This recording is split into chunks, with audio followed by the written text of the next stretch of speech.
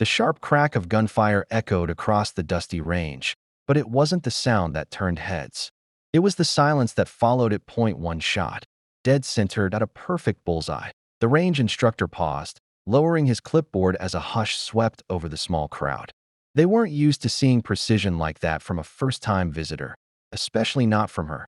She didn't look the part. Her gray sweater hung loose on her thin frame. Her jeans were faded, her sneakers scuffed. She seemed ordinary, the kind of woman you'd pass in a grocery store aisle without a second glance. Her dark hair was tied in a low, practical bun, and a pair of simple glasses perched on her nose. Yet, her hands, they told another story. Steady, unshaking, as if they'd held more than just the weight of a pistol. The man in the booth beside her chuckled under his breath. Beginner's luck, he smirked loud enough for the others to hear. She didn't reply. She just calmly loaded the next round. The instructor approached, clipboard pressed tightly to his chest. "Ma'am, if you're done, we've got others waiting." A soft breath escaped her lips. She wasn't done. She squeezed the trigger again. And again, each shot landed with ruthless accuracy, the paper target surrendering to her quiet dominance. The murmurs began. Who is she? Never seen her before. She's just some housewife. But not everyone was so quick to dismiss her. From the far end of the range, a man watched with narrowed eyes. His uniform didn't scream for attention, but the insignia on his chest did. Special Forces. Captain Aaron Blake. Decorated, sharp, and trained to notice what others miss. His gaze wasn't on her aim. It was on the faint mark that peeked out from under her sleeve as she adjusted her grip. A dark ink, barely visible. A mark most civilians wouldn't recognize. But he did. The mark of the Ghost Battalion, a unit so secret most soldiers only knew it from whispered stories. Soldiers who didn't exist on paper. Missions that were never officially carried out. And those who bore that mark? They weren't just good.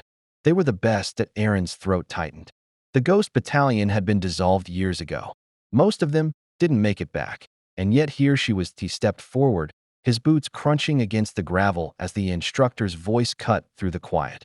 "Ma'am, I'm going to have to ask you to. She can stay."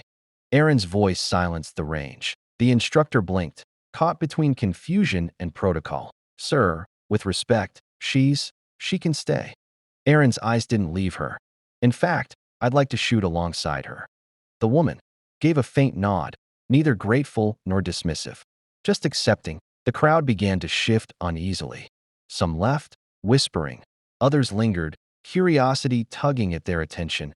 Aaron took the booth next to her. He loaded his weapon with practiced ease, but his mind wasn't on the target. "You don't see many ghosts anymore," he said softly, almost as if he were speaking to the wind. She said nothing, only adjusted her stance. Aaron's chest tightened. "I lost good men because of a failed extraction. Ghosts went in. Only one came out. Left no names. Just a mark on the arm." Her silence held weight. Heavy, ancient. He fired. His shot hit the outer ring. She fired. Dead center. Again, the instructor hovered nearby, uncomfortable now. He glanced at Aaron, unsure whether to intervene or step back. Aaron reloaded, but his hands weren't as steady as before. "The one who made it out saved my brother's life. I've spent years trying to find them." Her breathing never changed. "They say ghosts don't talk," Aaron continued, his voice quieter now. "But if you ever meet one, you should thank them, even if they don't accept it." Her hand paused, just for a breath. Aaron caught it. The smallest break in rhythm. "They also say ghosts only reveal themselves when they choose to." She finally spoke, her voice like quiet steel. "Stories grow in silence. The truth gets buried beneath them." Aaron's lips parted, but before he could speak, the man from earlier, the one who had mocked her, returned, puffing out his chest. "You know, lady, some of us are here to actually learn. You can't just hog the booth like you own the place." The instructor shifted nervously. "Sir, she..." "No," the man snapped. "She's done. Probably some cop's wife who got bored." He reached out and grabbed her elbow to move her aside. Her eyes remained calm, but her feet didn't move. Aaron's jaw clenched, but he didn't step in. He watched, waiting. "Move along, Grandma." The man sneered, then Aaron saw it. The woman's sleeve slipped up just enough to fully expose the Ghost Battalion mark. Two interlocked daggers over a skull, wrapped in laurel. Aaron's heart pounded. but the man didn't see it. He was too busy shoving in one fluid motion. She spun her arm, disarmed him of the pistol on his belt, and pointed it back at him. All without breaking her expressionless stare, the man froze. Aaron raised his hand, calmly. Easy. The woman flicked the magazine from the pistol and handed it back to the man gripped first. Keep your weapon holstered until you're ready to carry the weight of it, she said quietly. You don't know what it costs. Her voice wasn't loud. It didn't need to be. The man's face flushed, humiliation burning through him. He turned and stormed off, slamming the gate behind him. N01 followed. Aaron exhaled, his respect deepening. You know, he said carefully. I looked up every report from that mission. There was nothing. No names. No bodies. Just whispers. But they say the ghost who survived never returned to the field. She didn't respond, he continued. But I always believed they didn't die. They just chose to disappear.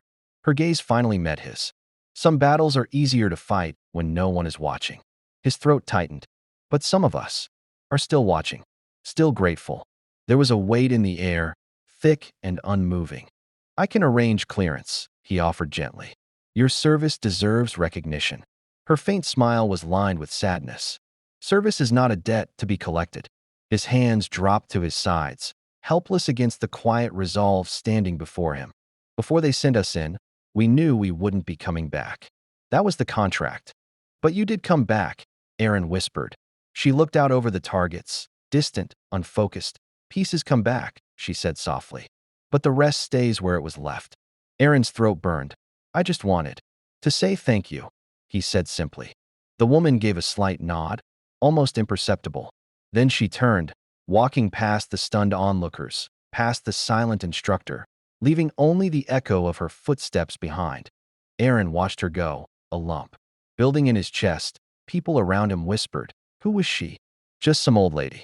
She probably got lucky. But Aaron knew the truth. And now, he would carry it. The Ghost Battalion lived in the shadows, not needing medals or applause. Their victories were silent, their sacrifices unseen, and sometimes, they still walked among ordinary people, unnoticed, uncelebrated, but forever changed. Aaron picked up his bag and left the range.